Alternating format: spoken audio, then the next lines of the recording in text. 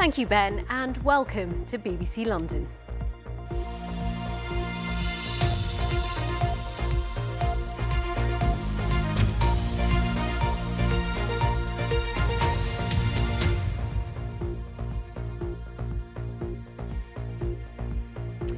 Good evening to you. I'm Alpa Patel. A video has emerged on social media appearing to show a woman being harassed by a man at an overground station in North London. The incident at Bruce Grove is being investigated by the British Transport Police.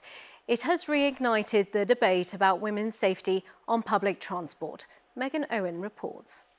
This video appears to show a man crossing live train tracks at Bruce Grove station before beginning to harass a woman filming on the platform. What is wrong with you? I'll follow you though. If you act up, I'll follow you. The woman calls out for help. Can you help me, please? It's been viewed by millions on social media since the weekend. British Transport Police say that they're aware of a video on social media and they're investigating a report of sexual harassment at this overground station, believed to have happened at around 10 p.m. on Friday. They're urging anyone with information to contact them. It's heartbreaking, but unfortunately not surprising in any way. Women's rights activist Zan says she was verbally assaulted on the tube last year.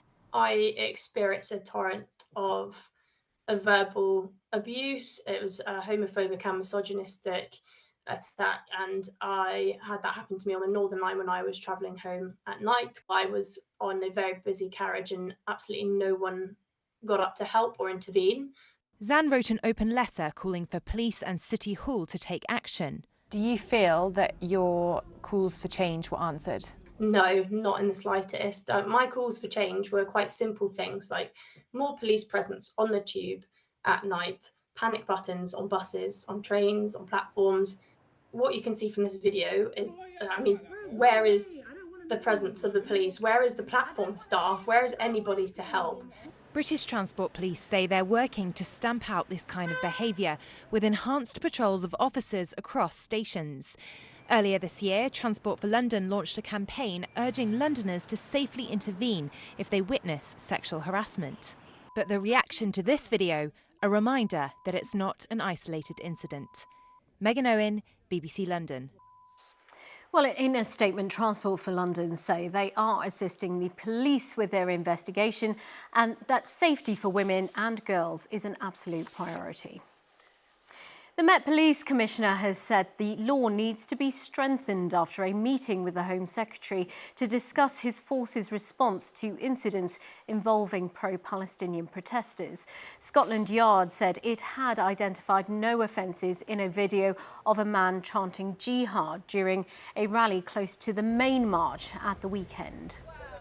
The conversation finished really around the line of the law, and it's our job to enforce to that line. It's Parliament's job to draw that line, and the thought that maybe events of the moment are illustrating maybe some of the lines aren't quite in the right place.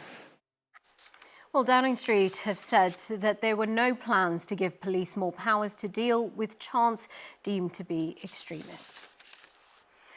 A man's been arrested on suspicion of criminal damage following a fire which destroyed hundreds of vehicles at Luton Airport. The major incident caused part of the Terminal 2 car park to collapse.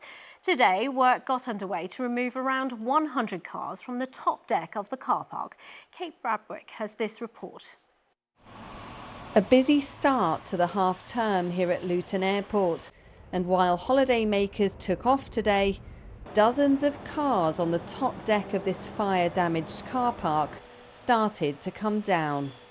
Well, this is such a delicate process because the structure of this building is unsafe, but around 100 cars are now being lifted off by this crane and taken to a secure compound. The idea is that the owners will be able to retrieve any belongings. Drone footage shows the extent of the damage. Floors have collapsed one on top of the other. The metal structure twisted and charred.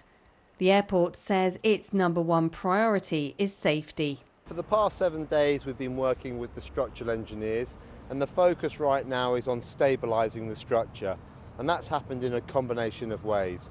Firstly, bracing to the exterior at the lower part of the car park, And the process we're going through now is to remove around 130 tonnes of weight, and we're doing that by removing around 105 vehicles from the very top deck. The work already done by structural engineers has meant the Dart shuttle linking the airport to the railway station has reopened.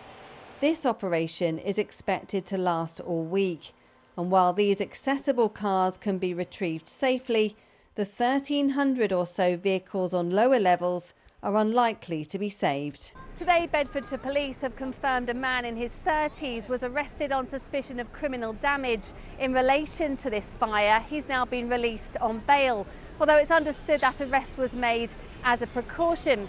So far, a police investigation into this incident is suggesting that it was started accidentally as a result of a vehicle fault.